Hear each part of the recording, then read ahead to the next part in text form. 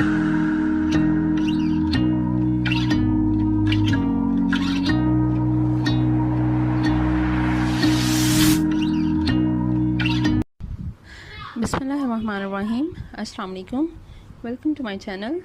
आज का हमारा टॉपिक है प्रोडक्ट ओरिएंटेड सिलेबस। ये आपका टॉपिक है, आपके टफल और ईएलटी में आते हैं डिफरेंट टाइप्स ऑफ सिलेबस। उनको कैटेगराइज कर दिया है फिर दो में, product oriented syllabus and process oriented syllabus. और इसकी दो और टाइप्स हैं जो कि हैं skill based syllabus and task based syllabus.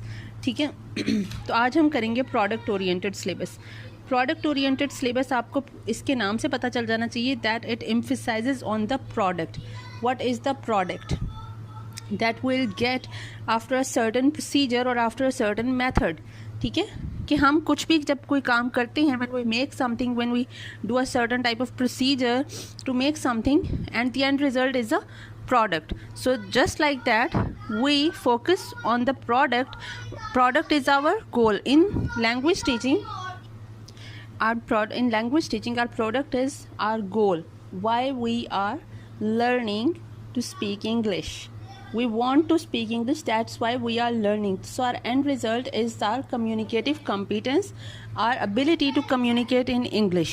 ठीक है, इस पे हम फोकस करते हैं what is our goal, what we want to achieve, what is the product. ठीक है, प्रोडक्ट ओरिएंटेड सिलेबस में अब इसकी तीन टाइप्स हैं। The first type is structural syllabus, it is also called grammatical syllabus. The second type is situational syllabus and the third type is the notional functional syllabus. अच्छा, structural syllabus कहते हैं grammatical syllabus को, और इसके लिए method भी अमूमन वही यूज़ होता है जो ग्रामर ट्रांसलेशन मेथड यूज़ होता है। स्ट्रक्चरल सिलेबस में हम लोग सिलेक्ट करते हैं एंड ग्रेड करते हैं according to the simplicity and complexity of grammatical items. ठीक है कि हम लोग बच्चों को ग्रामेटिकल सिलेबस में हम ग्रामर को, उनको जो है वो कॉम्प्रिहेंसिवनेस ग्रामर की बढ़ाते हैं कि जिस तरह हम noun, pronouns, verb, adjectives, phrases, पहले मॉर्फोलॉजी में आ जाएंगे, फिर उसके बाद फ्रेजेस, क्लॉजेस, सेंटेंसेस, ठीक है, उनको सेगमेंट करना, ब्लेंड करना, वो सिखाएंगे। How to make question, how to negate a statement. ठीक है, फिर आपने एस या ई एस जिस तरह ऐड करना है, वर्ब्स के साथ आपने किस तरह से चेंजेस करनी है, the prefixes and the suffixes, इस चीज़ को ये हमें जो है वो ग्रेजुअली लेके चलना है, वन बाय वन। ठीक है, according to the students understanding. ठीक है कि आप जो है वो सिंपल से कॉम्प्लेक्स की तरफ लेकर जाते हो चीज़ें, कि पहले सिंपल चीज़ें करवा दो और फिर कॉम्प्लेक्स करवा दो। ये आपका होता है स्ट्रक्चरल सिलेबस। और स्ट्रक्चरल सिलेबस के लिए आप मेथड भी ग्रामर ट्रांसलेशन मेथड यूज़ करते हो मोस्टली। ठीक है, उसके बाद आ जाता है आपका कि इस सिलेबस में आपका क्या जो है ग्रामेटिकल सिलेबस में आपके कोई फ्लॉज जो रह गए हैं, आपने इस तरह से बच्चों को करना है। अगर आपको ये लंबा चौड़ा आ जाता है तो फिर आप उसमें मेथड लिख दोगे कि आपका ये सिलेबस है, क्या आपने ये कुछ वीक्स के लिए आपने अपना जो प्लान करना है, ठीक है, लेसन प्लान आपने जो बनाना है, उस लेसन प्लान में आपने करना है कि आपका क्या गोल है, आपने बच्चों को कितना मतलब कोई सेंटेंस बनाने के काबिल करना है या पैराग्राफ राइटिंग या जिस तरह से भी आपने करना है। तो आप स्टार्ट कहाँ से लोगे, किस लेसन से स्टार्ट करोगे, वो लेसन में आप क्या करोगे, एक आध क्वेश्चन या कुछ इस तरह से करके आप करोगे। ठीक है, उसके बाद आप उसको ग्रेजुअली लेके चलोगे कि एक महीने का मेरा ये लेसन प्लान है, मैंने ये इतना कुछ करवाना है अपनी क्लास को। अब इसमें आ जाता है कि आपके क्या रह गई हैं, फ्लॉज क्या हैं इस सिलेबस में, क्या रह जाते हैं। तो जो फर्स्ट फ्लॉ इस सिलेबस में रहता है कि ये जो ग्रामेटिकल जो एक स्ट्रक्चर है, जो ग्रामर की आइटम्स हैं, इनको सीक्वेंस करना। आपका जो अपना पॉइंट ऑफ व्यू होगा about the simplicity and the complexity of the content of the grammatical items, वो और होगा और बच्चों का और होगा। पहली बात है आपने सीक्वेंस करना किस तरह है, आप उसको किस ऑर्डर में लेके चल रहे हो। ठीक है, आप पहले सीधा सेंटेंस की तरफ जा रहे हो या फिर आप जो है वो उसको ये सफिक्सेस और प्रीफिक्सेस कब करवाओगे, आप ईडियम्स कब करवाओगे, आप फॉर्म्स कब करवाओगे, आप किस चीज़ को ईजी लेके चल रहे हो और आप साथ के साथ उसको किस तरह से यूज़ करोगे। पहली बात तो है सीक्वेंस करना, उनको ऑर्डर में करना कि वो किस तरह से करोगे। सिंपल टू कॉम्प्लेक्स तो है, लेकिन सिंपल टू कॉम्प्लेक्स का क्राइटेरिया क्या है आपका उसके लिए। ठीक है, दिस वाज डिफ़िकल्ट। दूसरा इसका एक फ्लॉ था कि ये फोकस करता था सिर्फ one aspect of language, that is grammar. ये आपकी कम्युनिकेशन पे, आपकी राइटिंग आपकी रीडिंग, आपकी प्रोनाउंसिएशन पे फोकस नहीं करता ये सिलेबस, ठीक है। फिर है डिफरेंस, और इसीलिए उन्होंने कहा कि there is a difference between the written language and the spoken language, ठीक है। जब इन दोनों में डिफरेंस है, आपके बोलने और लिखने में इंग्लिश में फ़र्क आ जाता है, तो फिर आप इसको किस तरह से आप इसको जस्टिफाई करोगे इस मेथड को। वो आपको, अगर आप सिर्फ वो ग्रामर का कर रहे हो तो आपके बोलने में तो चीज़ मुख्तलिफ हो जाएगी और आपके लिखने में मुख्तलिफ हो जाएगी, तो वो जस्टिफाई किस तरह से करोगे। ये मेथड जस्टिफाई नहीं करता इन चीज़ों को। और ये साइको लिंग्विस्टिक एम्फेसिस जो है वो बिल्कुल भी एम्फेसाइज नहीं करता साइको लिंग्विस्टिक प्रिंसिपल्स को, ठीक है। मतलब अकॉर्डिंग टू द लर्नर्स क्या सोच रहे हैं, उनकी क्या नीड्स हैं, उनके क्या गोल्स हैं, उस चीज़ को ये नहीं करता। उसके बाद आपका आ जाता है सिचुएशनल सिलेबस।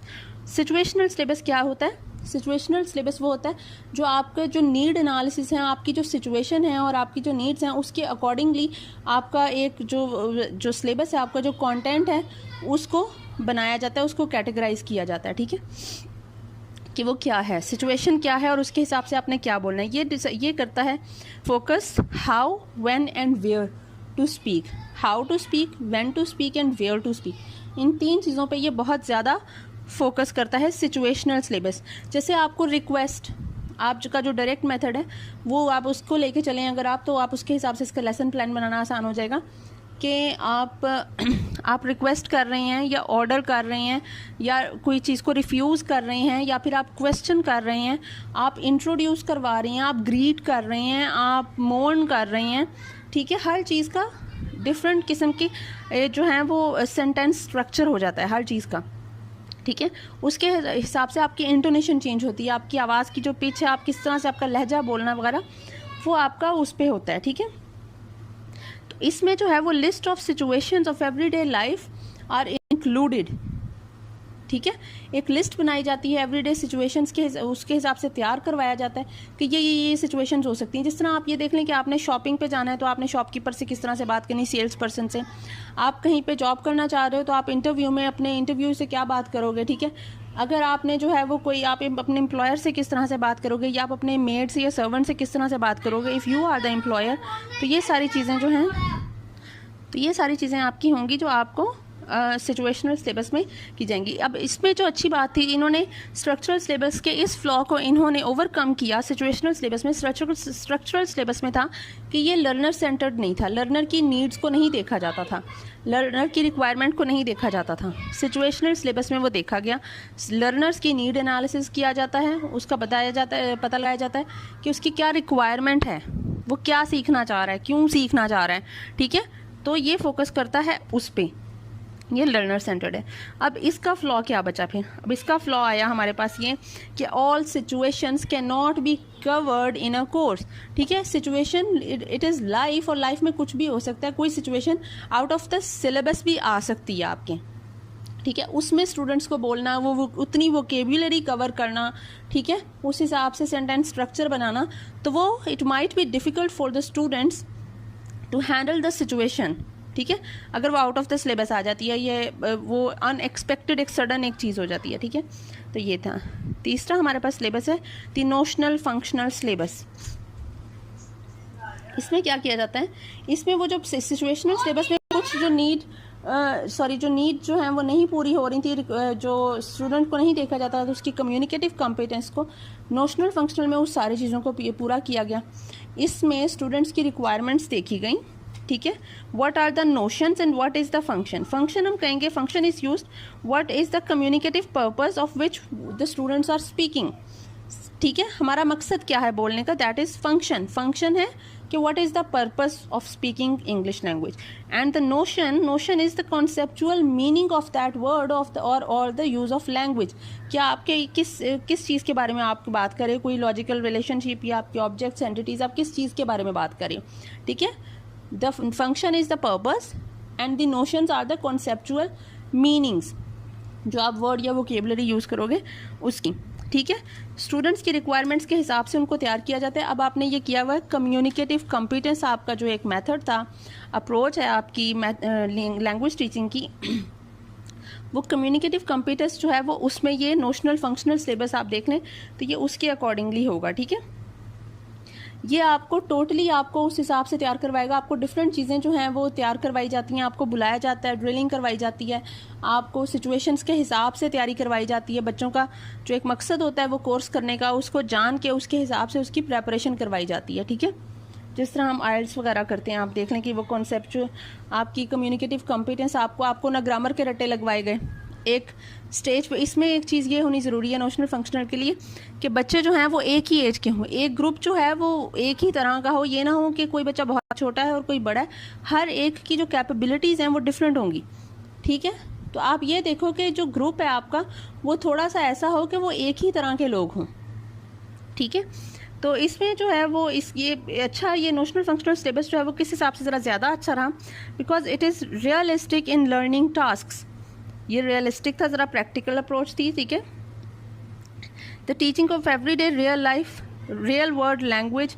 ठीक है, इस मेथड में टीच की जाती है the real world language of everyday life.